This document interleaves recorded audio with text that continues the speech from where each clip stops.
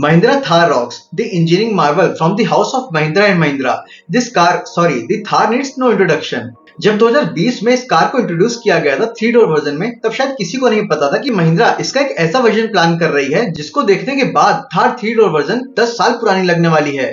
Thar rocks as an package आपको इतना कुछ ऑफर करती है कि as a potential buyer with the budget of 15 to 25 lakhs आप इसको अनदेखा ही नहीं कर पाओगे। वैसे टाइटल तो कुछ और था और यहाँ बात कुछ और हो रही है। So coming to the question, क्या 15 to 25 lakhs के बजट में आपका XUV 700 या फिर क्रेटा जैसी कार्स को इग्नोर करके थार रॉक्स को कंसीडर करना एक वाइज डिसीजन रहेगा या फिर नहीं, बोथ एज एन प्राइमरी और ऑफ रोड व्हीकल? सो आज की इस वीडियो में हम इसी क्वेश्चन का आंसर समझने वाले हैं। And adding to the question हम आपको ये भी बताएंगे कि आपको क्या कुछ प्रैक्टिकलिटीज या फिर इश्यूज फेस करने पड़ सकते हैं if you are going with Thar Roxx. So guys, you are watching the unbiased CarNet, जिधर हम आपको अनबायस्ड और अनफिल्टर्ड रिव्यूज देते हैं about your favourite machine. And for more honest and raw reviews do smash the subscribe button. Guys, हमारा ये video 3 chapters में divided रहेगा, so we urge you to watch each of them. Now let's start with the design and the looks. अब design एक काफी subjective topic है and सबके अपने ओपिनियंस है और इसको मैं ऐसा बोलकर स्किप नहीं करने वाला।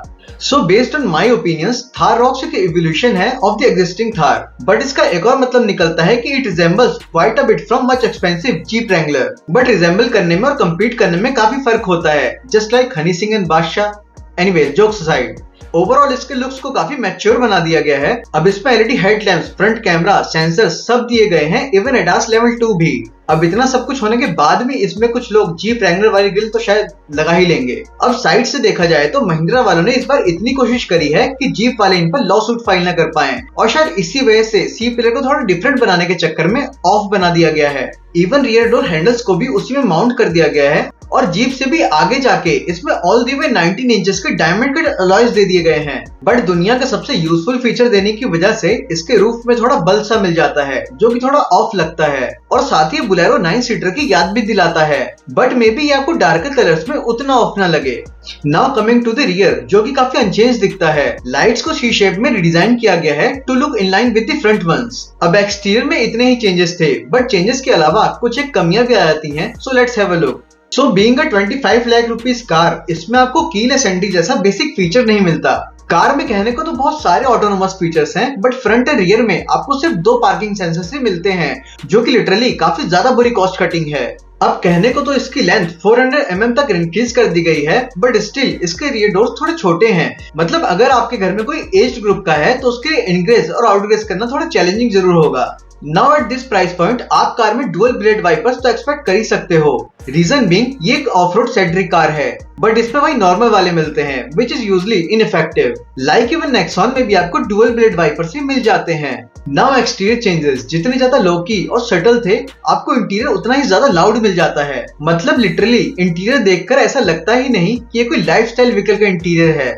कीडोस टू महिंद्रा, एक थार जैसी प्रैक्टिकल कार को भी भर भर के फीचर्स देकर प्रैक्टिकल बना दिया। अब इसके सारे फीचर्स बताने वाले तो आपको कई रिव्यूज मिल जाएंगे यूट्यूब पर, बट कुछ एक मेजर फीचर जो कि स्कॉर्पियो एन जैसी ऊपर वाली कार्स में भी मिसिंग है, उस पर नजर डाल लेते हैं। सो 10.25 इंचेस की HD स्क्रीन जिसमें आपको वायरलेस एंड्रॉइड ऑटो मिल जाता है। वेंटिलेटेड एंड इलेक्ट्रिक सीट्स जो अब जाके स्कॉर्पियो एन में ऑफर किया गया है। 3 step reclining back seats, vanity mirror with LED lights for driver and co-driver, जो कि आपको XUV 700 में भी नहीं मिलता। And the most important feature known to be mankind, इसमें आपको वॉइस ऑपरेटेड पैनोरामिक सनरूफ भी मिल जाती है विच इज वेरी ह्यूज। इसको छोड़ के भी इसमें आपको काफी गुड टू हैव एमिनिटीज मिल जाती हैं, like 45 watt type C charging ports for both front and rear, electric steering wheel, 9 speaker Harman Kardon system, different driving modes, इंटेलिटन with host lot of offroading features. अब इतने सारे features सुन के आपको ऐसा लग सकता है कि इतनी अच्छी रोड प्रेजेंस, इतने अच्छे फीचर्स और इतनी अच्छी ऑफ रोडिंग के बाद हम क्यों ले स्कॉर्पियो या फिर XUV को, यही बेटर ऑप्शन है। बट ऐसा नहीं है। देखो, महिंद्रा ने अपनी XUV या फिर स्कॉर्पियो पे इतनी अच्छी इन्वेस्टमेंट करी है तो भूल के भी ऐसा नहीं करेगी कि उसके एक मॉडल के चक्कर में 2 मॉडल्स की सेल रुक जाए। तो आइए देखते हैं थार रॉक्स में क्या कुछ उतना सही नहीं है।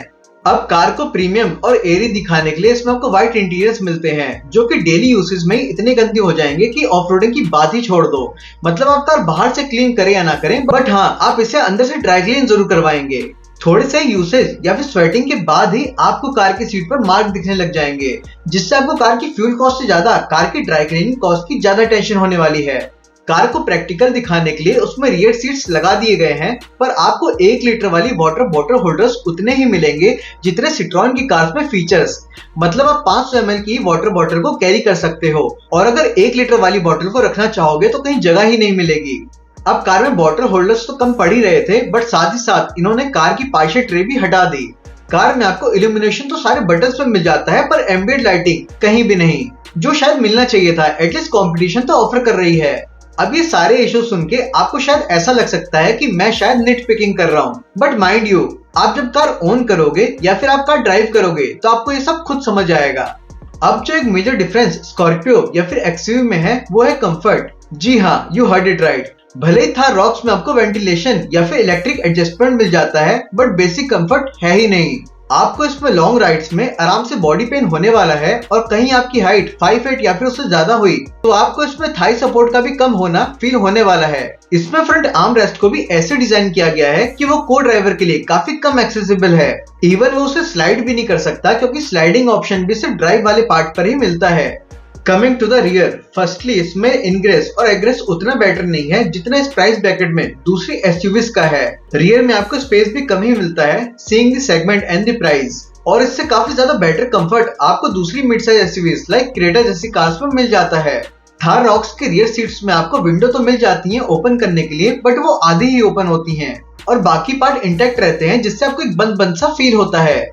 गाइस, इस कार को इतना अच्छा पैक किया गया है फीचर से कि बिना एक्सपीरियंस किए ये पहली नजर में किसी को भी परफेक्ट लग सकती है। बट इसमें कुछ ऐसे भी इश्यूज हैं जो अभी तक आपने सोचे भी नहीं होंगे। अब इतने बॉक्सी डिजाइन के साथ कार के स्टीयरिंग व्हील को कंफर्टेबली रीच कर पाना एक इशू बन जाता है, क्योंकि इसमें टेलीस्कोपिक एडजस्टमेंट मिलता ही नहीं है। अब अगर आप इसका ऑटोमेटिक वर्जन लेते हो तब तो आपको ये इशू नहीं मिलने वाला, बट अगर आप मैनुअल लेते हो तब आपको इसमें डेड पेडल भी नहीं मिलेगा पैर की रेस्ट के लिए। और इससे भी मेजर फ्लॉ ये है कि पेडल्स के बीच में आपको डिस्टेंस बहुत कम मिलता है, मतलब एक पेडल की तरह दूसरा पेडल दब जाता है, which could lead to a easy wear of brake pads. अब इस बॉक्सी डिजाइन की वजह से और रियर माउंटेड स्पेयर व्हील की वजह से आपको IRBM का व्यू थोड़ा हिंडर्ड मिल जाता है। अब आप कहोगे कि 360 डिग्री कैमरा यूज कर लो ना, बट 360 डिग्री कैमरा की फीड में आपको इतना लैग मिल जाता है कि गाड़ी ठुकने के बाद आपको शायद 2 सेकंड बाद पता चले कि गाड़ी कहीं लगी है। अब देखो, महिंद्रा बिंग महिंद्रा कार में सॉफ्टवेयर अपडेट तो आएगा, और उसी अपडेट के साथ आपको इसमें एप्पल कारप्ले भी मिल जाएगा, जो कि अभी लॉन्च के टाइम पे मिसिंग है। नाउ ऑनेस्टली इस कार में आपको काफी पावरफुल 2.2 लीटर का डीजल इंजन मिल जाता है एंड 2 लीटर का पेट्रोल इंजन मिलता है, बट स्टिल आप कार को अबव 100 ले जाने के बाद काफी अनस्टेबल फील करोगे due to its non aerodynamic body and ladder और फ्रेम चेसी। कार के कैबिन को काफी अच्छे से इंसुलेट किया गया है, बट स्टिल आपको विंडोज इतनी आएगी कि अबव 80 आप अपने कॉल पर बात भी नहीं कर पाओगे। Now in case due to a lot of waiting अगर आपको इसका पेट्रोल वर्जन लेना पड़ गया, तब तो आपको इसमें लिटरली स्पोर्ट्स कार वाली 7 से 8 किलोमीटर की माइलेज मिलेगी, और ये काफी ज्यादा इम्पैक्ट करेगा उनको जो इसका लोअर वेरिएंट ले रहे थे for their primary usage. Guys, आप एनी डे हायर स्पीड्स पर क्रेटा या फिर एक्सयूवी जैसी कार्स को मच एंड मच कंफर्टेबल या फिर ड्राइवेबल फील करोगे, both in the long rides as well as in the shorter rides. Unlike this, जिसमें आप ट्रिपल डिजिट में जाते ही जितना पुल करोगे कार उतना ही अनस्टेबल बिहेव करेगी। अब इतने सारे नेगेटिव्स के बाद मे भी मुझे कुछ लोग बोले कि शायद इसको दूसरे ब्रांड ने पैसे दिए हैं, बट ट्रस्ट मी, मेरा कोई भी पॉइंट ऐसा नहीं है जो आपको डेली लाइफ में किसी ना किसी वे में इम्पैक्ट ना करे। अब अगर कंक्लूजन की बात करें तो काफी सिंपल है। अगर आपको डेली लाइफ में अपनी फैमिली के साथ लॉन्ग राइड्स पर जाना पसंद है and you also want that punch from the engine, और अगर आपको थोड़ी रिलायबिलिटी भी चाहिए, तो आप थार रॉक्स को अवॉइड करके कोई भी दूसरी मिड साइज एसयूवी ले सकते हो कर्व को छोड़ के। बट अगर आपको एक सच में अच्छी खासी ऑफ-रोडिंग करनी है और साथ ही साथ आपको अच्छा खासा रोड प्रेजेंस भी चाहिए, ऑल्सो आप कार को इतना पुल नहीं करोगे, तो डेफिनेटली इसका 4x4 डीजल वेरिएंट आपके लिए काफी सेंसिबल ऑप्शन बन जाता है। और इनकेस अगर आप उतनी ऑफ-रोडिंग नहीं करते, आपको खाली इसके लुक्स पसंद हैं, ऑल्सो आप उतनी हैवी फुटेड ड्राइविंग भी नहीं करते, तब तो इसका रियल व्हील ड्राइव ऑप्शन आपके लिए बेस्ट रहेगा। हाँ, बट बेटर फ्यूल इकोनॉमी के लिए डीजल ऑप्शन से चूज करना। नाउ ऑलमोस्ट मैंने सारे क्वेश्चंस का आंसर कर दिया है, and overall Thar rocks is the good product from the house of Mahindra and may be it's a good option in segment 2। But जो कॉस्ट ऑफ ओनरशिप आप एक mid size SUV like Creta, Seltos या grand Vitara से expect करते हो, आपको इसमें वो कॉस्ट काफी बड़ी हुई मिलेगी, and at the same time आपको थोड़ी ride quality and high speed stability से कॉम्प्रोमाइज भी करना पड़ेगा।